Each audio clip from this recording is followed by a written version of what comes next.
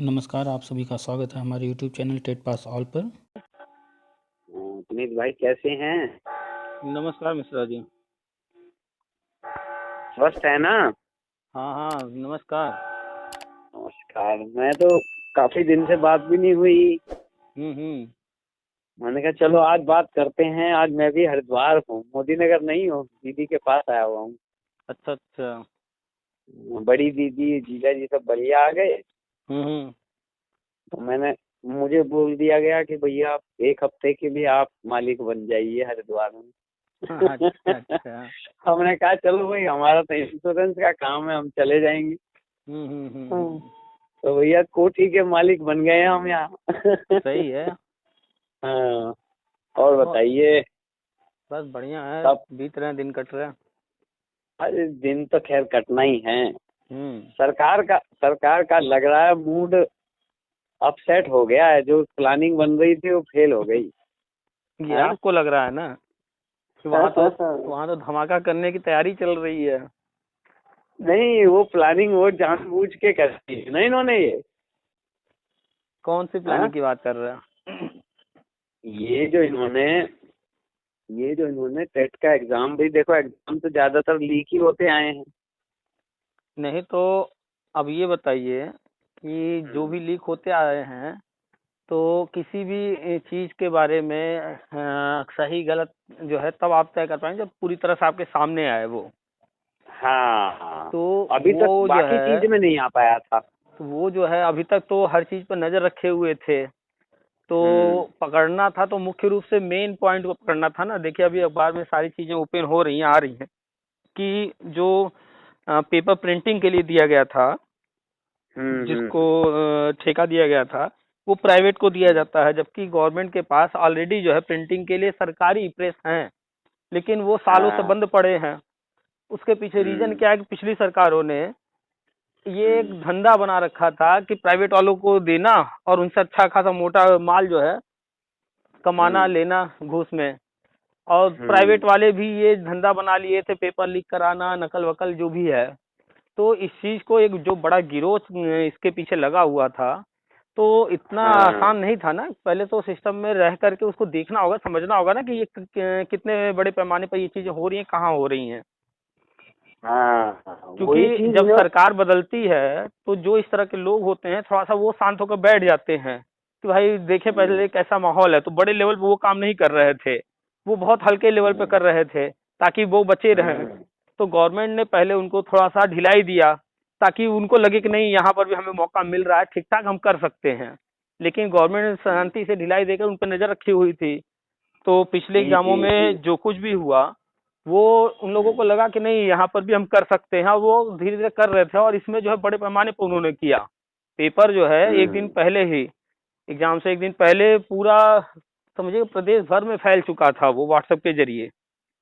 हाँ हाँ हाँ। तो मुख्य तो वो था कि जो इसके सरगना है एक तरीके से, जहाँ से ये चीजें होती हैं। अब लड़के तो कैंडिडेट इसके लिए नहीं, हमको आपको भी कोई चीज सुविधा मिलेगी तो हम आप लेना चाहेंगे, तो हम आप उसके सही जिम्मेदार बात है। मुख्य रूप से नहीं हुए।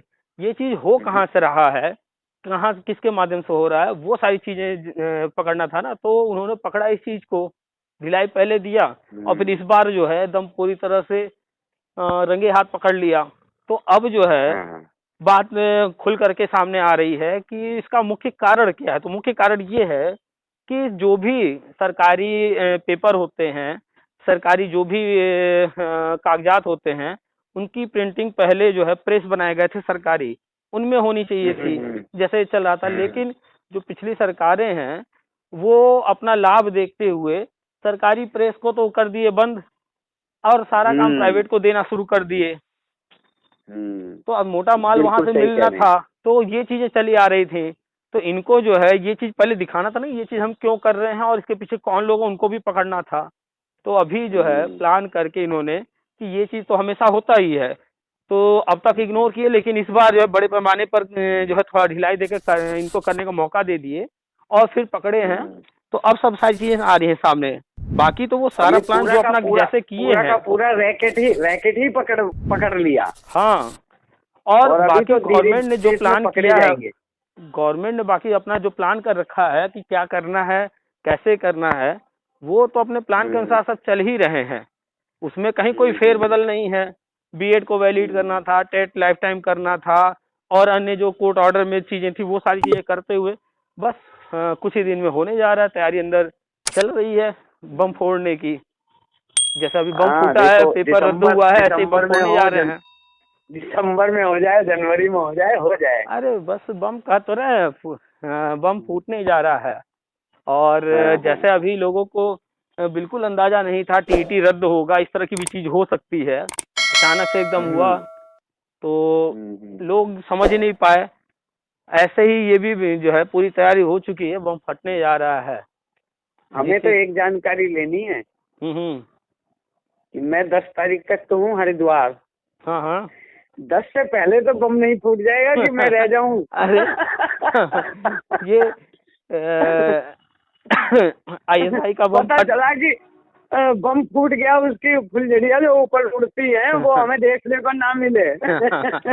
ये जो है बम अफगानिस्तान पर गिरने वाला बम नहीं है, तालिबानी बम नहीं है ये जो है बम फूटना मतलब जब घोषणा होगी वही तो बम फूटना है, उसके बाद प्रक्रिया तो लंबी चलेगी ना। मैं भी तो वही कहने जा रहा हूँ कि पता चला कि मैं 10 तारीख तक यही हूँ और वहाँ पे घोषणा। अरे बम ऐसा फूटेगा ना कि जो है उस बम को सभी लोग देखेंगे और उस बम को एंजॉय सभी करेंगे, उसका लाभ सबको मिलेगा।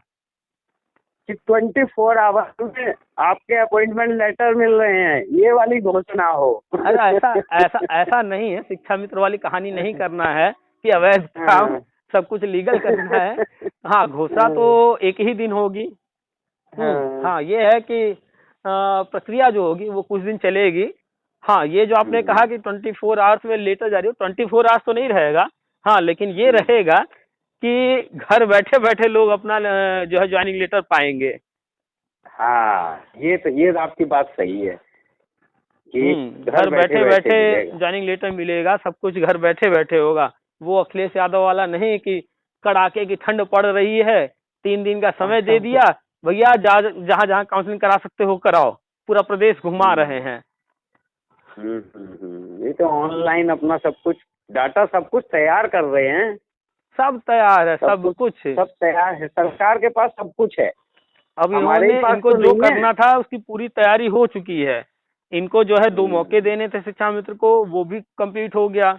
इनको जो है बीएड को वैलिड करने के बाद एक भर्ती बीएड से करा करके दिखाना था कि नहीं, बीएड जो है एनसीटी ने अप्रूव कर दिया है और एक भर्ती हो चुकी है बीएड वालों की। तो बीएड को भी अपने नियमावली में संशोधन करके एनसीटी के बाद तो राज्य को करना पड़ता है, तो राज्य ने अपने संशोधन करके 69 भर्ती में जो है एक मौका दे करके नियुक्ति तक दे दिया है।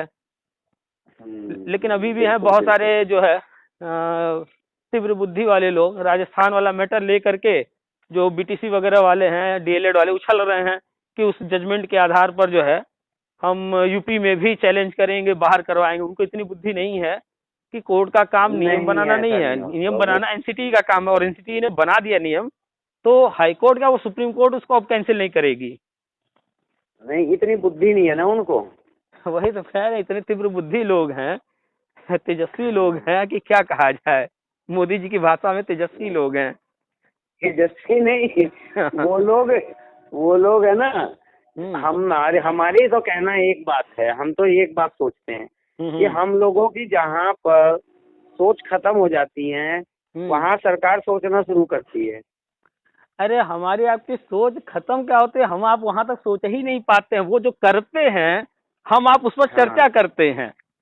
हाँ जी वो जो करते हैं उस पर हम आप चर्चा करते हैं। मैं वही तो कह रहा हूँ कि वो तो चाय बनाते हैं, हम चाय पे चर्चा करते हैं। हाँ हाँ बिल्कुल।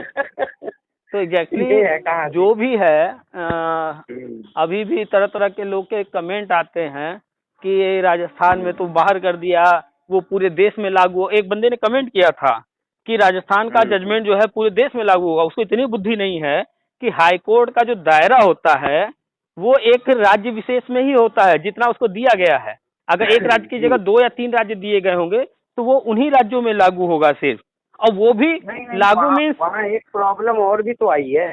हाँ तो वहाँ वहाँ जो बीएड वाले लोग थे वो लोग अपनी बात को ही नहीं रख पाए ढंग में। अब हम वही तो कह रहे हैं कि सबसे मुख्य होता है कि कोई मैटर कोर्ट गया है तो वहां पर क्या रखा गया। सबसे पहले तो जब किसी राज्य विशेष का मैटर है, कोर्ट में गया है, तो उस राज्य के नियम कानून के अनुसार वहां पर बहस होती है और किस पक्ष ने क्या रखा क्या नहीं रखा।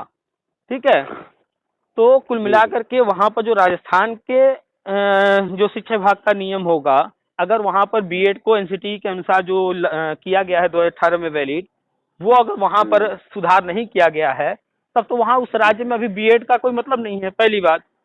और दूसरी बात, बीएड वाले वहां कितना मौका मिला, कितनी अपनी बात रख पाए। और सबसे मुख्य जो हम बता रहे हैं कि हाईकोर्ट का एक लिमिटेड दायरा है, उस लिमिटेड दायरे में ही वो चीज अप्लीकेबल है। तो हाईकोर्ट का जजमेंट जो है वो सिर्फ राजस्थान का हाई कोर्ट है, तो राजस्थान में, और उसके बावजूद चाहे वो राजस्थान का हाई कोर्ट हो, चाहे यूपी का हो, चाहे वो आसाम का हो, चाहे कहीं का हो, वो जजमेंट आप कभी भी देखिएगा, कभी भी आज तक हाई कोर्ट का कोई भी जजमेंट लागू तब तक नहीं हुआ जब तक सुप्रीम कोर्ट उस पर मुहर नहीं लगाई है जी। क्योंकि जो भी व्यक्ति, एक ही पक्ष जीतता है, दूसरा हारता है, चाहे वो किसी कोर्ट में जाए। तो हाई कोर्ट में जो पक्ष हारता है तो वो हारने के लिए नहीं गया था, वो जीतने के उद्देश्य से गया था कि हमें ये चीज जो है मिलनी चाहिए, या हमारी मांग होनी चाहिए, या ये गलत है, ये सुधार होना चाहिए। तो उसको संतुष्टि वहां नहीं मिलते हाई कोर्ट में। वो जो हार चुका है तो वो सुप्रीम कोर्ट जाता ही जाता है, भले फिर वहां हार जाए, लेकिन वो जाएगा जरूर।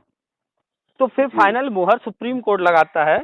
अगर हाई कोर्ट का जजमेंट सही है तो वो उस पर मुहर लगाएगा, अगर उसमें कुछ सुधार करना है या कुछ गलत है, उसको उस जजमेंट को पलटना है या जो कुछ भी है, तो फाइनल सुप्रीम कोर्ट ही करता है। तो कुल मिलाकर के ये जो राजस्थान वाला मैटर है, उसको लेकर के जो ये तीव्र बुद्धि वाले लोग हैं, तेजस्वी लोग, वो अपने अपने हिसाब से जो है कर रहे हैं कि अरे वहाँ एक प्रॉब्लम और भी है ना कि बीएड वालों ने वहाँ पर एनसीटी को पार्टी नहीं बनाया। तो वही तो, एनसीटी का लेटर वहाँ पर या एनसीटी को पार्टी बनाना, ये सारी चीजें हुई ही नहीं है वहाँ। वो तो हम खाली जजमेंट तो पढ़े। अगर वो हाई कोर्ट में ही उनको पार्टी बना लेते, नहीं बना सकते ना। एनसीटी वहाँ पर अभी पार्टी बनाएंगे तो एनसीटी वहाँ पर जो है अभी आएगी ही नहीं अपना पक्ष रखने, क्योंकि वो सेंट्रल गवर्नमेंट की बॉडी है। उसको हाई कोर्ट विशेष में अपना जो है कुछ जरूरत ही नहीं है। जब भी हाई कोर्ट में बात आएगी तो उस राज्य का जो भी शिक्षा विभाग होगा, वहाँ के जो अथॉरिटीज होंगे, वो अपना पक्ष रखेंगे कि यहाँ एनसीटी ने हमें ये जो है अप्रूवल दिया है, एनसीटी के गाइडलाइन के अनुसार ऐसा है। वो वहाँ एनसीटी जब भी पार्टी बनेगी, एनसीटी जब भी अपना पक्ष रखेगी, जनरली मान करके चलिए कि वो सुप्रीम कोर्ट में ही पूरी तरीके से अपना पक्ष रखेगी। शिक्षा मित्र मैटर में भी आप देखे होंगे कि हाई कोर्ट में क्या एनसीटी अपना वो पार्टी बनी थी, वहां उसकी कोई जरूरत थी नहीं। जो भी बातें थी, राज्य सरकार वहां अपना पक्ष रखी, कैंडिडेट्स अपना पक्ष रखे, वहां सब कुछ हुआ। एनसीटी का हाँ हवाला दे करके उनके लेटर्स, उनके हर चीज वहां पर दाखिल जरूर की जाती है। अगर बहुत जरूरी होता है, लगता है कि नहीं यहाँ पे एनसीटी को बहुत जरूरी है उनको पक्ष बनाना, तो फिर वहां बनाया जाता है। नहीं तो फिर फाइनली जब मैटर जाता है सुप्रीम कोर्ट, तो वहां पर तो कोई बनाए या न बनाए, कोर्ट खुद ही पक्ष विपक्ष सब बना लेती है। आओ भैया सब लोग आओ, अब यहाँ पर आओ, सबकी सुन ले हम, फिर इसके बाद फैसला देंगे। हाई कोर्ट में कोई गया है नहीं गया है कोई बात नहीं। जैसे शिक्षा मित्र मैटर में जब अंतिम सुनवाई चल रही थी तो सुप्रीम कोर्ट के सामने हाई कोर्ट का जजमेंट था और उन्होंने पढ़ लिया था सब कुछ, उन्हें समझ में आ गया था कि कौन जीत रहा है कौन हार रहा है। तो उन्होंने जीतने वाले को नहीं सुना, ये तो जीत ही रहे हैं। हारने वाले को उन्होंने खूब मौका दिया, शिक्षा मित्रों को उन्होंने खूब मौका दिया। अंतिम में 20-22 दिन तक लगातार चली, तो पूरा मौका शिक्षा मित्रों को मिला कि भैया आओ, जितने बड़े वकील ला सकते हो, जो नियम कानून कहीं से खोज कर ला सकते हो, जो कुछ अब तक तुमने नहीं कहा है नहीं रखा है, जो भी कहना है जो भी रखना है सब रख लो, ताकि जो है कहीं कुछ छूट न जाए गलती से भी। ये बात बिल्कुल आपकी सही है। हाँ, ये हर व्यक्ति जानता है, हर बीएड वाला जानता है, जो नजर रखा था, हर शिक्षा मित्र जानता है कि अंतिम सुनवाई में जो एकदम अंतिम के 4-5 दिन सुनवाई हुई है, उसमें बीएड को बोलने का मौका ही नहीं दिया गया। लोग फेसबुक पर लिख रहे थे कि कोर्ट तो बीएड को सुन ही नहीं रही है, तो हमने उस वक्त लिखा भी था फेसबुक पर कि बीएड को वो क्यों सुनेंगे जब बीएड जीत ही रहा है, जो हार रहा है वो तो उसको सुनेंगे। लास्ट सुनवाई जो हुई है अंतिम के 6 दिन 5 दिन जो हुई है, मैं वहीं था सुप्रीम कोर्ट। वहां पर यही चर्चा चलती रही कि बीएड वालों को तो सुन ही नहीं रहे, बीएड वाले तो वकील जाके केवल खड़े हो जा रहे हैं, वो तो शिक्षा मित्रों की सुनवाई हो रही, कभी सिब्बल आ जा रहा है, कभी कोई आ जा रहा है, कभी कोई आ जा रहा है, उन्हें मौका दिया जा रहा है, बीएड वालों को तो मौका ही नहीं दिया जा रहा। यही बात आ रही थी, मैं वहाँ मौजूद था उस समय। हाँ हाँ बिल्कुल, हम भी बराबर नजर बनाए हुए थे, हम तो उस समय नागालैंड में थे, जो भी चल रहा था। तो खैर हम लोग तो नजदीक में है ना, बिल्कुल दिल्ली के ज्यादा से ज्यादा 45 किलोमीटर सुप्रीम कोर्ट पड़ता है हमारे घर से।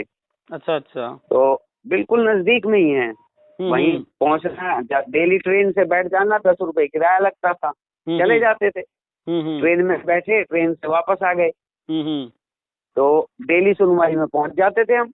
अरे तो हम भी उन दिनों जो भी लोग कोर्ट जा रहे थे, जो भी लोग उस वक्त पैरवी कर रहे थे, चाहे जिस भी पक्ष को, चाहे वो शिक्षा मित्र पक्ष रहा हो, बीटीसी डीएलएड में जो भी रहे उस वक्त वो पक्ष रहा हो, या फिर अपना बीएड वाला पक्ष रहा हो, हर ग्रुप में कौन क्या लिख रहा है हम सबकी पढ़ते थे, सबकी जो है देखते थे वो कौन क्या कह रहा है।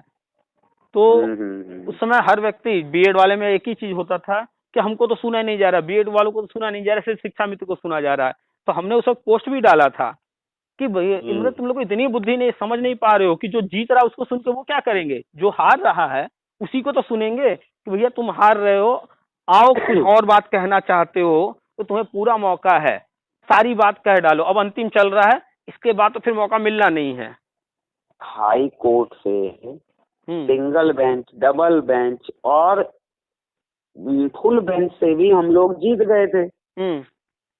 तो जब हम वहां से जीत कर सुप्रीम कोर्ट में हमारे खिलाफ ही तो सरकार गई थी। तो जब वहां सरकार गई तो वहां इन्होंने देखा कि भाई चंद्रचूड़ जी का ऑर्डर है, तो अब इसमें कोई पेन रखने की जगह तो थी ही नहीं। तो इसीलिए सुप्रीम कोर्ट देख रहा था कि भाई बीएड वाले तो जीते हुए हैं, ये तो अपने केस को कहीं, इनके लिए तो भाई कहीं भी हम ऐसा कर ही नहीं सकते कि ये हार जाएंगे। लेकिन शिक्षा मित्रों की सुनवाई उन्होंने 5 दिन 7 दिन जो भी लगातार चली है, सुबह सुबह कोर्ट स्टार्ट होती थी और शाम तक कोई और केस नहीं सुना जा रहा है, केवल शिक्षा मित्र, वो भी अपना ही मैटर होता था, वो भी सिर्फ एक पक्ष शिक्षा मित्र, बस बस बस बस। और शिक्षा मित्र से संबंधित जो भी मुद्दे होते थे, एनसीटी को पार्टी बनाया गया था, एनसीटी भी शिक्षा मित्र के बारे में जो भी पक्ष रखना है, विपक्ष रखना है, सिर्फ शिक्षा मित्र से रिलेटेड, बाकी बीएड की कहीं चर्चा नहीं। कारण क्या था कि जजमेंट में साफ लिखा है कि हाईकोर्ट का जजमेंट जो है डीवाई चंद्रचूड़ जी का अक्षरशः सत्य है।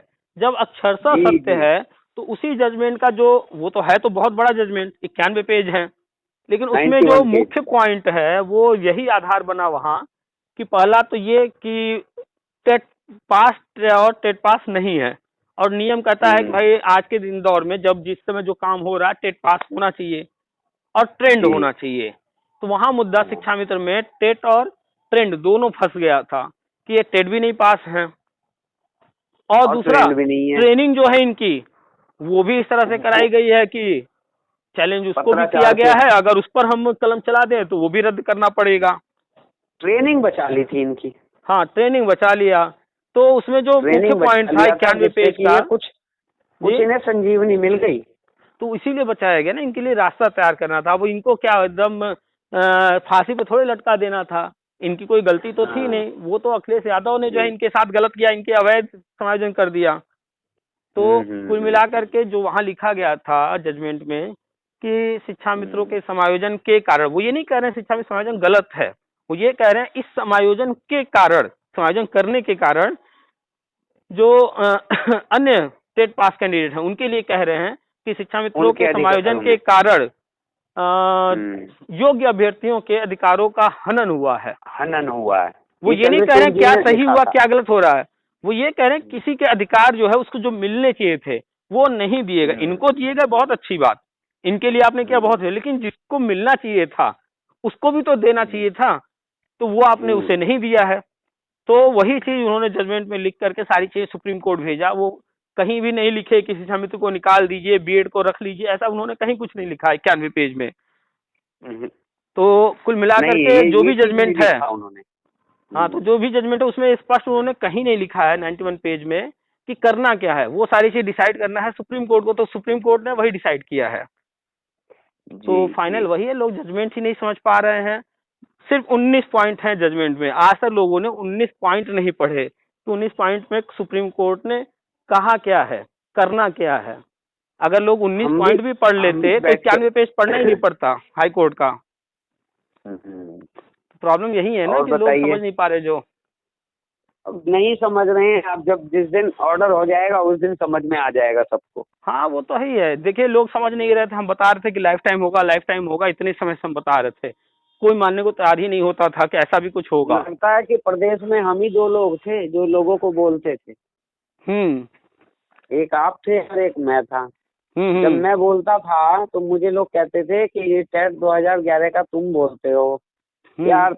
मैंने कहा ये टेट 2011 आजीवन है, आजीवन रहेगा। हम्म क्योंकि हम लोग हाई कोर्ट सुप्रीम कोर्ट से आदेश लेके आए हुए हैं और ये हमारा ऑर्डर हुआ पड़ा है। तो हम्म जब तक इस ऑर्डर का फाइनल नहीं होगा, जब तक सरकार इस लिबर्टी को खत्म नहीं करेगी वर्ड को, जब तक हमारा टेट वैलिड रहेगा, चाहे उसके बाद वाला टेट वैलिड हो या ना हो। ये कहा था। तो लोग कहते थे अरे यार मिश्रा जी तुम तो बेवकूफी वाली बात करते हो। तो आज वो एक्चुअल लोग में सब कहते हैं कि हाँ भाई ये बात सही कह रहे हैं। एक्चुअल में क्या है कि जनरली हर व्यक्ति सामान्य पढ़ाई करके आया है या डिग्री लेकर के आया है, ज्यादातर तो डिग्री लेकर आए हैं। और बस बस। वो जो है बस उन चीजों पर बिलीव करना चाहता है जो उसे दिख रहा है, जो दुनिया कह रही है। ये बात जैसे तो अभी एक थ्योरी सामने आई है कि हमारा जो ये कॉस्मोस है, जो हमारा ब्रह्मांड है, अभी तक तो शुरुआत हुआ था 1 डायमेंशनल, 2 डायमेंशनल, 3 डायमेंशनल, 4 डायमेंशनल, इस तरह की चीजें आ रही थी। ठीक है, जी। मैथमेटिक्स में हम लोग 3 डायमेंशनल ही चीज पढ़ते हैं। लेकिन अभी एक नई थ्योरी आ रही है 6 डायमेंशनल। उसमें बताया गया कि एक हमारे साथ साथ हमारे आसपास एक और ऐसी दुनिया है जो कि वास्तव में चल रही है, लेकिन हमें वो दिख ही नहीं रही है।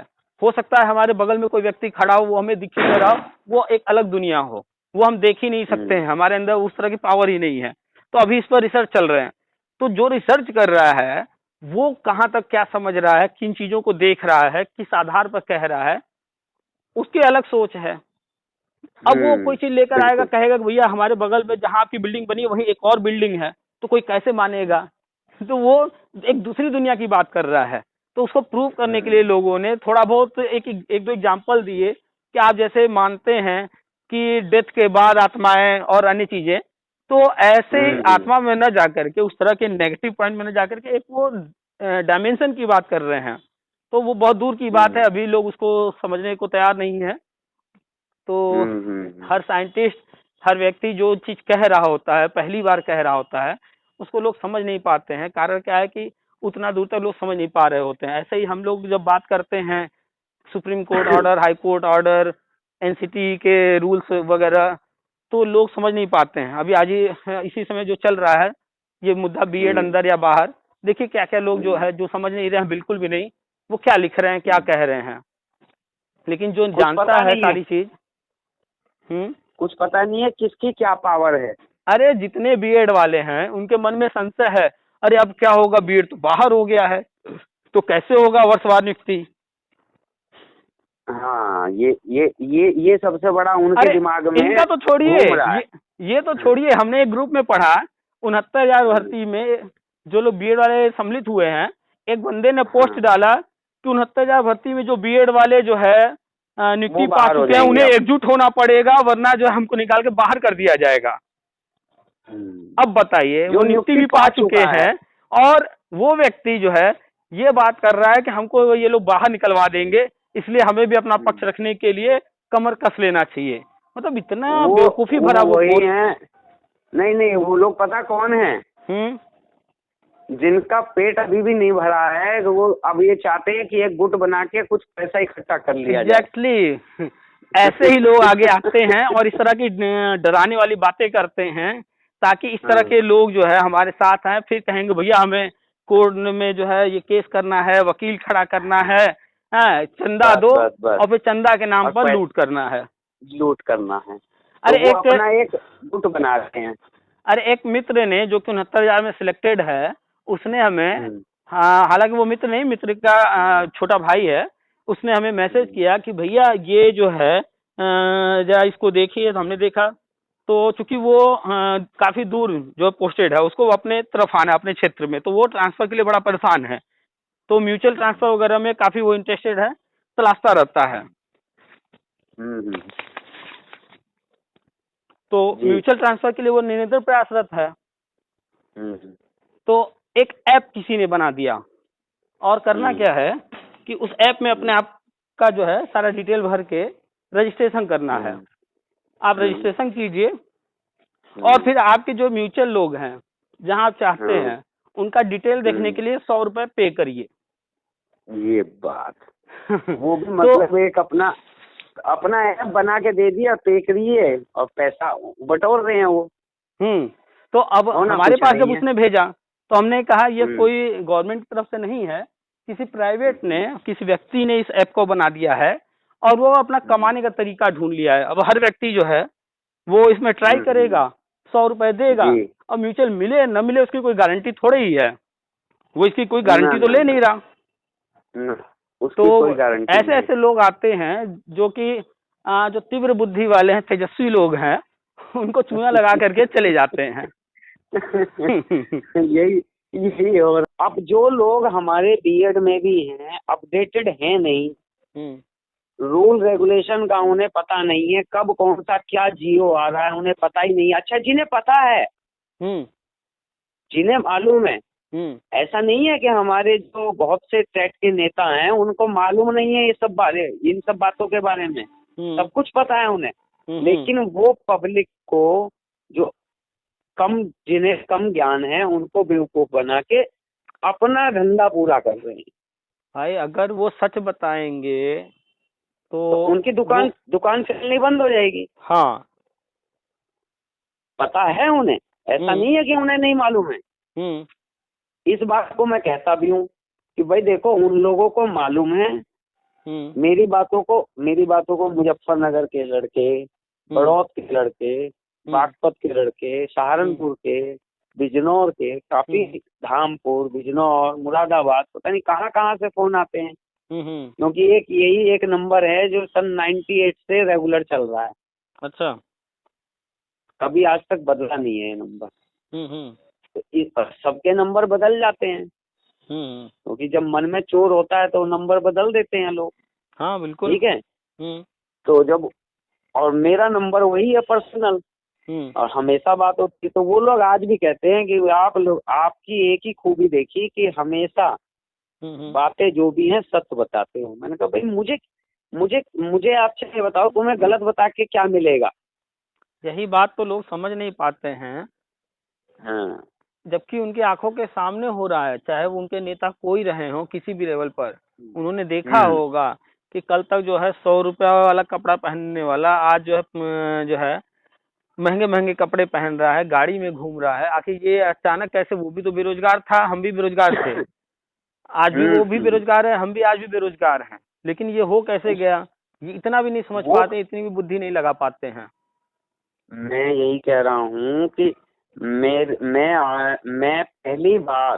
हम्म पहली बार अपनी लाइफ में सैमसंग A12 फोन लिया हूँ, 14,900 रुपए का।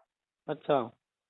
ठीक है, और ये भी अभी करीब 1 साल हो जाएगा हम्म जब ये लॉन्च हुआ था। हम्म वो LIC की बदौलत है कि एक माँ ने जन्म दिया, एक माँ ने मुझे रोटी दे दी है। हम्म तो इस 14,000 का फोन लेने की हिम्मत मेरी पहली बार पड़ी है। हम्म। ठीक, लेकिन उन लोगों को मैं देखता था तो मैं ये कहता था, सुप्रीम कोर्ट में भी जाके देखता था कि ये लोग कहाँ से इतना पैसा है इनके पास। ये लोग ब्रांडेड कपड़े पहन रहे हैं, ब्रांडेड जूते पहन रहे हैं, हम्म। हम लोगों को वो चीज नसीब नहीं हो रही, क्योंकि हम ईमानदार हैं, तो हमें नसीब कहाँ से हो जाएगी, बिल्कुल बिल्कुल। है ना। हम्म हम अपनी ईमानदारी पर टिके हुए हैं। हम पब्लिक से यही कहते हैं कि भाई मैं इंश्योरेंस का काम करता हूँ, तो इंश्योरेंस का व्यक्ति सबसे ज्यादा ईमानदार होता है। और वजह क्या है कि LIC के ऊपर कोई दाग नहीं है, किसी प्रकार का यहाँ पर कोई भ्रष्टाचार नहीं है। तो अब हम तो अपनी ईमानदारी पर जाते हैं, लेकिन जब इन लोगों को देखते हैं, कोई ब्रांडेड कपड़े, ब्रांडेड जूते, गले में चेन, तो ब्रांडेड ये लोग तो भाई कहाँ कुछ गलत कर रहे हैं। गलत तो वो कर रहे हैं ना जो इस तरह के मूर्ख लोग, उनको लगता है 100 रुपए तो दे रहे हैं, 5 ही 100 तो देना, 1 ही 1000 तो देना है, चलो दे देते हैं, मेरा ये करा देगा, वो करा देगा। अरे ये बड़ा मेहनत कर रहे हैं, सांसद से, विधायक से, नेताजी से, मंत्री जी से मिल रहे हैं, ये बड़ा मेहनत कर रहे हैं, चलो 1 ही 1000 तो मांगा है, चलो दे देते हैं, मेरा नाम लिस्ट में डाल देगा, ये सोच करके ये लोग देते हैं। इनको लगता है 1000 में क्या होता है, 500 में क्या होता है, 100 रुपए में क्या होता है। ये वो मूर्ख लोग हैं जिनको पैसे की पावर का कोई समझ ही नहीं है। इनको ये नहीं पता है कि आप अकेले नहीं हो 100 रुपए देने वाले। अगर 100 रुपए 10,000 लोग दे रहे हैं तो 10,000 और तो कितने पैसे हो गए? हाँ, तो बहुत पैसे 10 लाख रुपए हो रहे हैं। तो ये हाँ पावर उनको नहीं समझ में आ रहा है कि बूंद बूंद से जो है घड़ा भर रहा है। लोग 1-1 हजार दे रहे हैं, तो इनके पास 25 लाख, 50 लाख, 1 करोड़, 2 करोड़ ऐसे जब पैसे आ रहे हैं, अभी तो मान लीजिए कम हो गए हैं, लेकिन जब कोर्ट कचहरी चल रही थी उस दौर में एक एक व्यक्ति के पास, जो बड़े बड़े उस वक्त के धुरंधर नेता कहे जा रहे थे अपने आप में, वो एक एक व्यक्ति हम जानते हैं 5 करोड़, 10 करोड़, 20 करोड़ ले लेकर बैठे हुए हैं। इतना उन्होंने वसूल किया है। मौका बढ़िया था। अरे ऐसे ऐसे हैं जो ऐसे बड़े को तो छोड़ दें, हम छोटे वाले की ही बात कर लें, जो जिनके अंडर में 2-4 जो है थे चेले, वो चेले जो है इतना पैसा कमाए हैं कि अपने क्षेत्र में कई कई बीघा खेत खरीद लिए, जमीनें खरीद लिए। उसके बाद बड़े बड़े शहरों में, नोएडा जैसे शहरों में कई प्लॉट ले रखे हैं। सोचिए जो उनके अंडर में थे वो लोग। कुछ लोग तो कॉन्वेंट स्कूल चला रहे हैं, सब जानते हैं लोग, लेकिन फिर भी जो पता नहीं क्यों उन पर भरोसा करते हैं। कॉन्वेंट स्कूल बताइए, कल तक नंगे थे, आज जो है अपना खुद का बड़ा बिल्डिंग, जमीन खरीद लिए, बिल्डिंग बना लिए, कॉन्वेंट स्कूल चला रहे हैं बड़े बड़े। ये बात तो आप सही कह रहे हैं। तो क्या कहा जाए, मूर्खों के पास जब तक पैसा रहेगा तो जो चालाक लोग हैं, धूर्त लोग हैं, कैसे वो भूखे मरेंगे? नहीं मरेंगे, वो भूखे नहीं मरेंगे। अभी जो है आप देखिए कि शिक्षा मित्र के एक जो है बहुत बड़े नेता बनकर के सामने आते हैं तो मैं हवन करूंगा, यज्ञ करूंगा, और हर शिक्षा मित्र से कहा जाता है 1-1 हजार रुपए दो, और स्कूलों पर जा जाकर वसूला जाता है 1,000, 2,000, 3,000 तक। और हमारा अनुमान है कि हाँ 1-2 करोड़ रुपए तो इकट्ठा हो ही गए होंगे गए गुजरे में। एक थे गाजी इमाम आला थे, एक शाही जी थे, अभी आजकल राजू दास है। हाँ, आज नहीं, मैं तो सुप्रीम कोर्ट में देखा कि उनके क्या सांसद कपड़े पहनेगा, ऐसे कपड़े पहनते थे। गाजी इमाम आला को मैं देखा हूँ, और ऐसे कि जैसे कोई नेता बड़ा क्लब के कपड़े पहन के, बिल्कुल नेताओं वाला हिसाब किताब। वो समय था उन लोगों का। अरे भाई पैसा आज ही जो है, आज ही आप या हम जो है फेसबुक पर पोस्ट डालना शुरू कर दें कि राजस्थान में बीएड बाहर हो गया है, यूपी में भी हो जाएगा, हमें ये करना होगा, वो करना होगा। तो जितने बीएड वाले मूर्ख हैं वो उनके फोन आने शुरू हो जाएंगे। वो तुरंत सर हमें भी जोड़ लीजिए, हमें भी जोड़ लीजिए, सर ये जरूरी है, ऐसा कीजिए, वैसा कीजिए करके गए गुजरे में बड़े आराम से 25-50 लाख रुपए तो जो है एक झटके में आ जाएंगे। करना कुछ नहीं है, जाना है कोर्ट में, पता है वहाँ कोई सजा थोड़े होने वाली है किसी चीज के लिए हम जाएंगे तो। वहाँ या तो सुनवाई होगी या तो खारिज होगा। सुनवाई होगी तो कुछ पक्ष विपक्ष रखने के बाद खत्म हो जाएगी कहानी। तो कहानी तो खत्म होनी है, हम तो जा ही रहे हैं गलत पॉइंट पर, लेकिन दिखाने के लिए लोगों को जो है एक कोर्ट में केस जाकर डलवा देंगे, छोटा मोटा वकील पकड़ लेंगे। जब 25-50 लाख आ ही रहे हैं तो चलो भाई कुछ नहीं तो 25-50 हजार या 1-1 लाख रुपए खर्च ही कर देंगे, तो कोर्ट कचहरी कर लेते हैं। हाँ भैया ये डायरी नंबर है, भैया तुम्हारा याची नंबर ये है, देखो तुम्हारा लिस्ट में ये नाम है। आजकल टाइपिंग में कितना टाइम लगता है, मुहर बनवाने में कितना पैसा लगता है, खुद ही टाइप कर डाले, प्रिंट कर डाले, खुद ही जो है मुहर बनवा करके ठप्पा मार दिए और दिखा दी, हाँ देखो भाई हमने ये केस डाल दिया है। वहां पर अपने नाम ये से केस दायर डाल भी हो गए दिए, थे। वो दिखा दी कि भैया देखो ये केस हमने डाला है, देखो यहाँ दिखा रहा है कोर्ट के वेबसाइट पर, यहाँ उनको लिस्ट में नाम दिखा दिए। बड़ा खुश हो गए लोग कि हाँ भाई मेरा तो नाम हो गया। ऐसे खुश होते हैं जैसे लग रहा है कि उनको जो है प्रेसिडेंट बना दिया गया हो अमेरिका का। तो अपना नाम देख करके लोग खुश हो जाते हैं। फिर दूसरी बार कहा जाता है भैया डेट लगी है पैसा दो, बड़ा खुशी खुशी दौड़ करके लोग पैसा देते हैं। और आज की आपको खबर बता रहे हैं कि एक जूनियर वाला 29,334 वाला मामला भी अभी सुप्रीम कोर्ट में तारीख है, 16 तारीख लगी है, दिखा रहे हैं। हाँ वो भी मालूम है, लोगों को आते रहते हैं। उसमें भी लोगों से पैसा वसूला जा रहा है अब तक वसूला जा रहा है उसमें। तो क्या किया जाए भाई, हमने कहा ना जब तक मूर्खों के पास पैसा रहेगा तब तक जो है चालाक लोग जो भूखे तो नहीं मरने वाले हैं। तो जो अब तक कोर्ट कचहरी कर रहे हैं इसका मतलब है कि वो कहीं कुछ कर नहीं रहे हैं, उनका दुकान इसी से चल रहा है। तो वहां पर कोर्ट में डेट पर डेट ले रहे हैं, पैसा वसूल रहे हैं, दुकान चल रही है। ये बात आपकी 100% सही है। कोई भर्ती देखिए कुछ भी, हर जगह इस तरह के लोग जो है, क्योंकि जो वकील हैं जानते हैं कि दुकान उनका कैसे चलेगा, तो इस तरह के चेले चपाटी जो है खुद वो पैदा भी कर देते हैं। कुछ लोग ऐसे इसी में आ ही गए हैं, जैसे अभी आपने नाम लिए शिक्षा मित्र गिरोह में कि ये लोग हैं। बीएड वाले में देख लीजिए, भले ही वो पीछे से हो लेकिन आज भी एक्टिव हैं, चाहे रविंद्र दादरी हो, चाहे कोई हो, सुनील यादव हो, चाहे कोई भी, सब जो है सिर्फ लूटने के लिए आए हैं। आप बताइए, सुनील यादव की बात कर लें, उसकी उम्र 50 के आसपास की होगी, उससे कम तो नहीं, मान लीजिए कम भी होगा तो 1 आध साल कम होगा, ठीक है। अब जिसकी उम्र 50 के आसपास हो, बाल बच्चे घर परिवार वाला हो, वो 24 घंटा लखनऊ में पड़ा रह रहा है, हर समय लखनऊ में, तो कभी यहाँ तो कभी वहाँ, उसके पास पैसा आ कहाँ से रहा है, उसका घर परिवार कैसे चल रहा है। लोग इतनी बुद्धि भी नहीं लगाते हैं। फोटो खिंचवाएंगे, 2-4 चेले चपाटी रखे हैं जिनको कुछ खर्चा देते रहते हैं, जैसे सुनील यादव गैंग में एक राजीव अवस्थी है।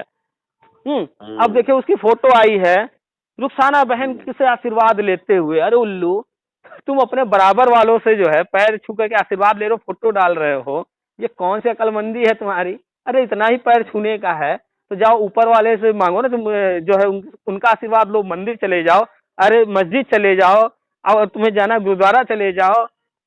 लेकिन वहाँ जो है फोटो डाल रहे हैं। लोगों की सिंपैथी ना, लोगों को सहानुभूति मिलेगी इन चीजों को दिखाने से। लोग समझेंगे हाँ ये लोग जो है बड़े अच्छे लोग हैं, बड़े भावनात्मक बातें करते हैं, ये हमारे मतलब वाली बातें करते हैं, ये बड़े मिलजुल करके काम कर रहे हैं, तो वो दिखावा करेंगे। आजकल देखिए सुनील यादव क्या कर रहा है, दिन रात बस सपा सपा, अखिलेश भैया, बस वही चल रहा है उसका। उन्हें भी मालूम है कि सरकार क्या करने जा रही है, सब मालूम है, लेकिन बताएंगे क्यों, अगर बता देंगे। अच्छा, दूसरी चीज मालूम है और सपा को भी मालूम है कि सरकार ऐसा करने जा रही है। हाँ लेकिन वो क्यों, तुम लोगों की दाल गलने वाली नहीं है चुनाव में। सबको सब पता है, लेकिन अपनी दुकान सबको चलानी है ना, तो कोई भी वो चीज नहीं बोलेगा ना, वो चीज नहीं करेगा जिससे जो है उसकी दुकान बंद हो जाए। हाँ ये बात सही कह रहे हैं, अगर मैं भी ऐसे ही करने लगूं तो मेरे पास भी आ जाता पैसा बहुत। कोई भी व्यक्ति बस थोड़ा सा अपना दिमाग यूज करे तो पैसा, या लूटना, कमाना तो नहीं कहेंगे इसको, लूटना कहेंगे। पैसा लूटना, कमाना तो भाई बहुत मेहनत वाला काम है, पैसा कमाना आसान नहीं है, बहुत कठिन है। हाँ लूटना बहुत आसान है। तो पैसा लूटना अगर चाहे तो हर जगह लोग खड़े हैं लुटाने के लिए पैसा। आप आज अभी किसी को बता दीजिए कि भैया ये स्कीम है, ऐसा ऐसा है, इसमें तो अरे एक ही महीने में 10 ही दिन में पैसा डबल हो जा रहा है, मतलब इतनी बुद्धि वो नहीं लगाएगा, इतने कम समय में कहाँ से पॉसिबल है। ये चीज मैं बता तो रहा हूँ कि एक मैं जब LIC ज्वाइन की थी अब से 21 साल पहले, तो मेरे पास उस समय कभी कोई कंपनी वाले आ जाते थे, प्राइवेट वाले, कभी कोई आ जाते थे, कभी PACL वाले, कभी सहारा वाले, कभी केमुना वाले, कभी साईं प्रसाद वाले, बहुत लोग आते थे। ये देखो हम 7 साल में 5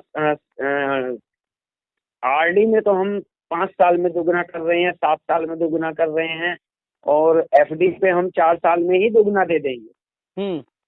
तो हम लोग सोचिए कि लाइफ इंश्योरेंस कॉर्पोरेशन जो भारत सरकार खुद है, भारत सरकार, जब हम लोगों को 17 साल में भी दुगना नहीं दे रहे हैं, है ना, हम लोगों को 20 साल में दूना दे रहे हैं, तो ये लोग 4 साल में या 5 साल में कैसे दे देंगे? असल में तो जो व्यक्ति न कभी कॉमर्स पढ़ा, न इकोनॉमिक्स पढ़ा, न पैसे के बारे में, न कंपनियों के बारे में, न ही बैंकिंग के बारे में कुछ पता ही नहीं है कि ये बैंक वाले जो एफडी कराते हैं, आरडी कराते हैं, या एलआईसी ही है जो पैसा लेती है, इन पैसों का करती क्या है। कभी लोग इतना डीप में जाते ही नहीं है। जब डीप में जाएंगे नहीं तो बेवकूफ बनाने वाले उनको आते रहेंगे।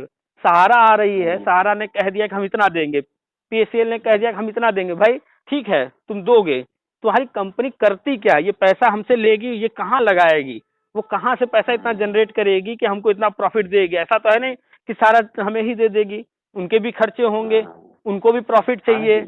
तो लोग इतने डीप में जा करके पता नहीं करते हैं कि पहले चलो इसके बारे में हम रिसर्च कर ले, इनकी प्लानिंग क्या है, ये क्या कर रहे हैं, कैसे कर रहे हैं, इनका बैकग्राउंड क्या है। लोग इतना डीप नहीं जाते हैं, बस किसी ने कह दिया।